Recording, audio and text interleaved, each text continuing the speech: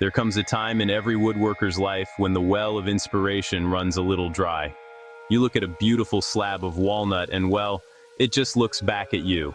It doesn't whisper, "I want to be a canoe," or "I am destined to become a three-legged stool." It just sits there, being wood. In these moments, a person can do one of two things. You can wait patiently for the muse to return from her vacation, or you can do something foolish. I chose the latter. I decided to outsource my creativity. I put up a sign outside my workshop, "Tell me what to build." It felt like putting my fate in the hands of the wind, a distinctly unnerving proposition for a man who prefers the certainty of a well-sharpened chisel. The rules of this experiment were simple and honestly, maybe a bit idiotic. I would listen to any and all suggestions. I would not scoff, at least not outwardly. I would give each idea a moment of honest consideration, like a squirrel deciding which nut is worth burying for the winter. The goal was to surrender my own stubborn vision. It's easy to build what you want to build. The challenge lies in building what the world asks of you, even if the world has some questionable taste. This experiment was not about me or my artistic whims. It was about the wood, the work, and the wild card of human imagination.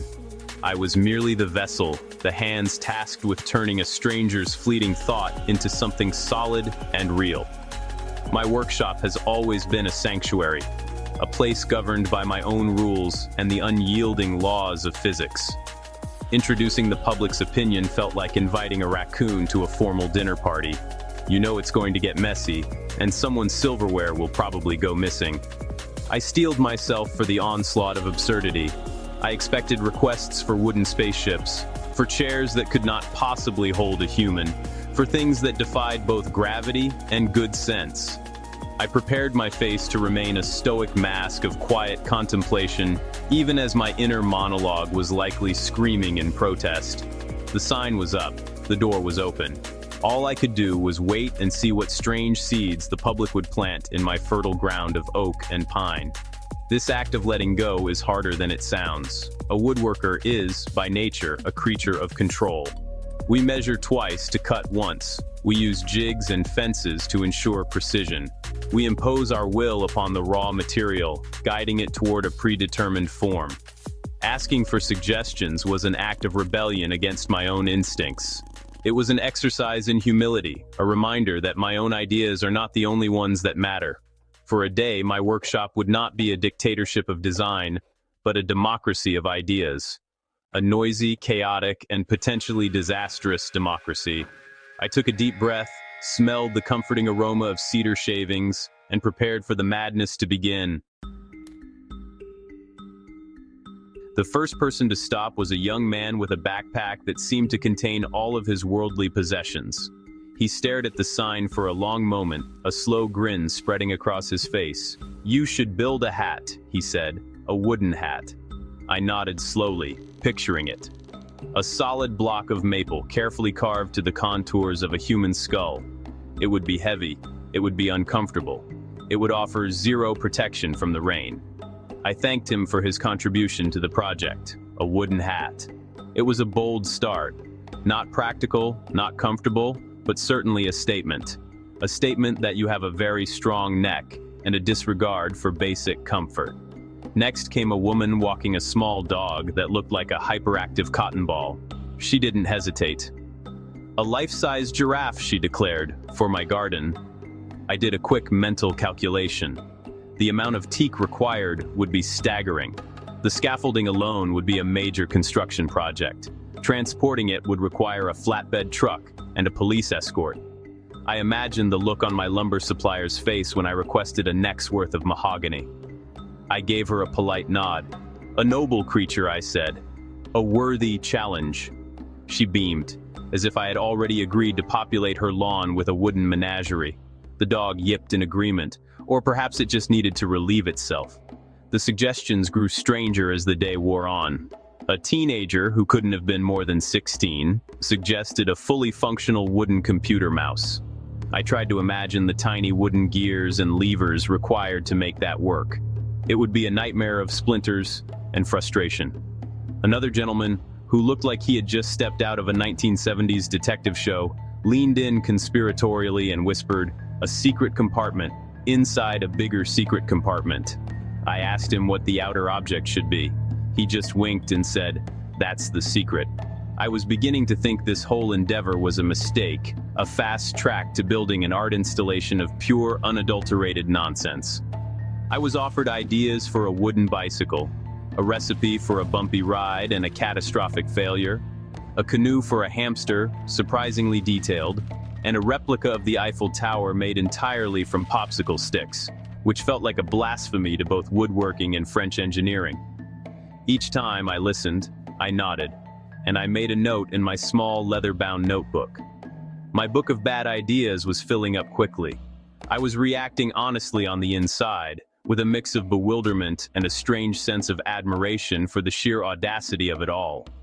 But on the outside, I remained the calm, receptive woodworker, a simple man seeking a purpose for his hands.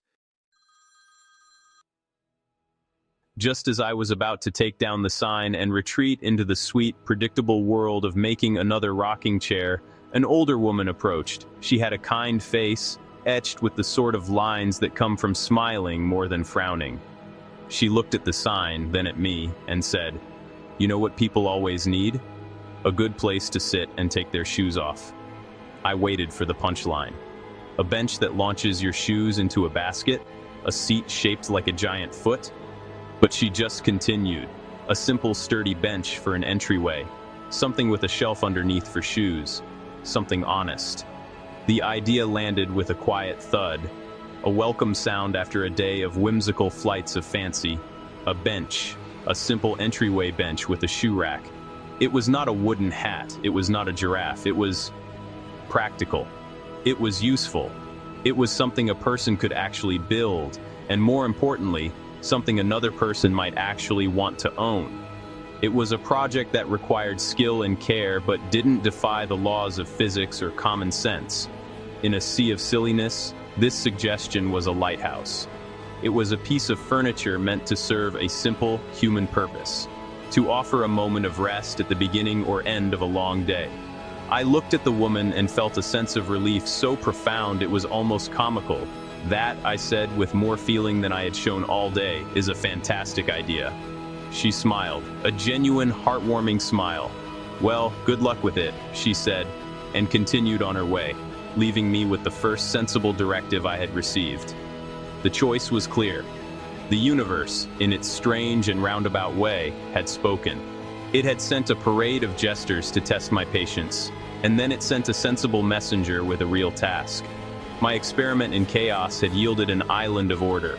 The project was chosen. I took down the sign. The open forum was closed. I had my mission, the entryway bench. It was not my idea. If left to my own devices, I might have opted for something more ornate, more challenging in a technical sense. But that was the entire point of this exercise. To step outside of my own head and build something for someone else, guided by their needs instead of my own ego. The challenge now was a different one: how to take this simple, practical idea and execute it with a level of craftsmanship and beauty that would do the wood justice. The time for listening was over. The time for working had begun. Building something from your own blueprint is like walking a familiar path in the woods. You know where the tricky roots are, you know the steep inclines, and you have a clear picture of the destination in your mind. Building from someone else's vague suggestion, however, is like being dropped in a forest with only a compass and a general direction. The idea, an entryway bench with a shoe rack, was the compass needle pointing north. But the terrain, the specific design, the joinery, the type of wood, the finish, all of that was uncharted territory that I had to map out myself. It was a surprisingly daunting task. The first hurdle was fighting my own instincts. My hands wanted to add elaborate carvings. My brain wanted to design complicated, interlocking joints that would be a testament to my skill. But the suggestion was for something simple and honest. I had to constantly remind myself to rein it in. The challenge wasn't to show off, but to serve the idea. It meant embracing simplicity as a design principle, which is often more difficult than embracing complexity. A simple piece has nowhere to hide its flaws, Every line, every joint, every surface must be perfect, because it is all on display. The honesty of the piece required an equal honesty in the craftsmanship. I spent a full day just sketching, turning the simple concept over and over in my mind and on paper. How wide should it be? How tall? Should the shoe rack have slats or a solid panel? What kind of legs would feel sturdy but not clunky?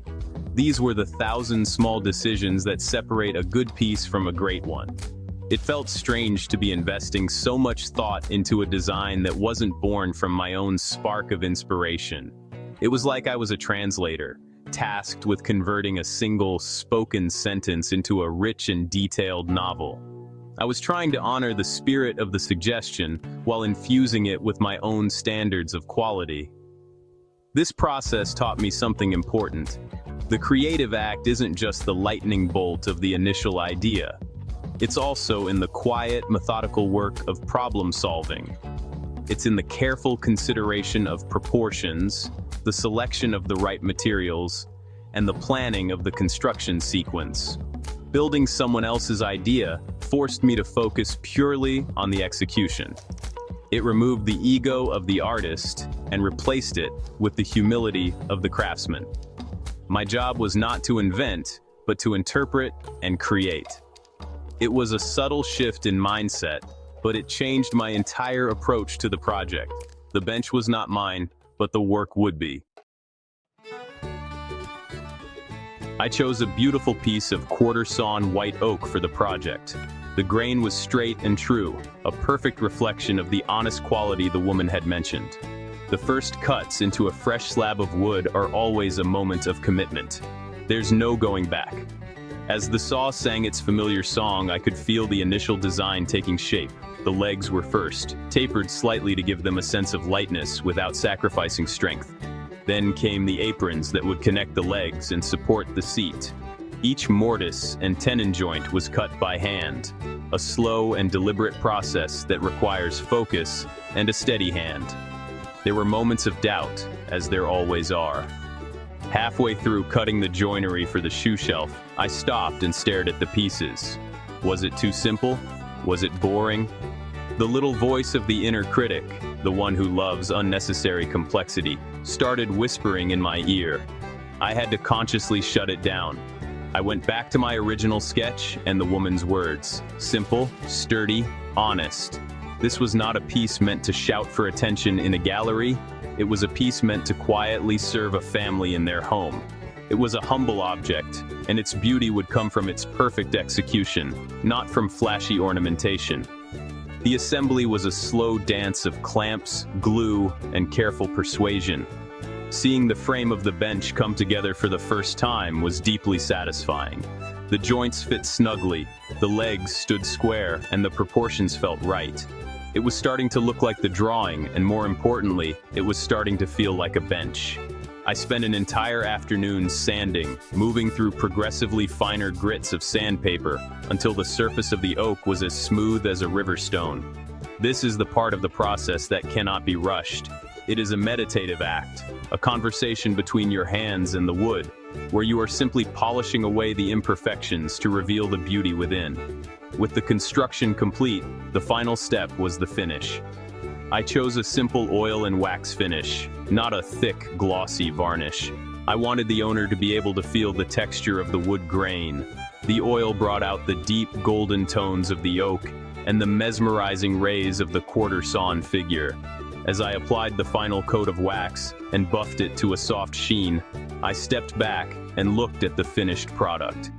It was a simple entryway bench with a shoe rack. It was exactly what the woman had asked for. And despite its humble origins, it was beautiful. It was a testament to good wood, careful work, and a sensible idea. With the bench complete, the final part of the experiment began, trying to sell it. I placed it in the front of my workshop with a simple price tag. It wasn't an astronomical price, but it was fair, reflecting the quality of the material and the many hours of labor I had poured into it. And then I waited. For the first few days, nothing happened. People would walk by, admire the bench, and nod appreciatively. They'd comment on the beautiful wood and the clean lines. But nobody reached for their wallet. The doubt started to creep back in. Maybe simple and honest doesn't sell. Maybe people really do want wooden hats and giraffes. Just as I was beginning to lose hope, a young couple who had recently moved into the neighborhood stopped by. They were looking for furniture for their first home. They circled the bench a few times, ran their hands over the top, and peered at the joinery. "This is for taking your shoes off, right?" the man asked. I nodded. "And you can put them on the shelf underneath?" the woman added. I nodded again. They spoke to each other in quiet tones for a moment. Then the man turned to me and said, "We'll take it." It was as simple as that. There was no haggling, no hesitation. They saw a problem they had, and here was the perfect solution. Handing the bench over to them was a strange feeling. I had spent so much time with it, from a stranger's vague idea to a solid, tangible object. Seeing them carry it away, knowing it was going to a good home to serve its intended purpose, was more rewarding than I could have imagined. They didn't care that the idea wasn't mine. They didn't know about the wooden hats or the secret compartments. All they saw was a well-made piece of furniture that would make their lives a little bit easier. They saw the execution.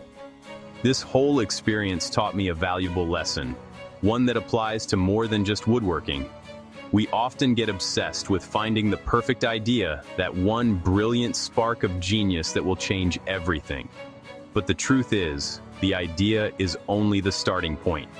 It's the execution, the hard work, the problem solving, the attention to detail, and the commitment to quality that turns an idea into something of value. A mediocre idea executed flawlessly is worth more than a brilliant idea executed poorly. The bench sold not because the concept was revolutionary, but because it was built with care. And now, the well of inspiration is full again. So, I'll ask you the same question I put on my sign. What should I build next?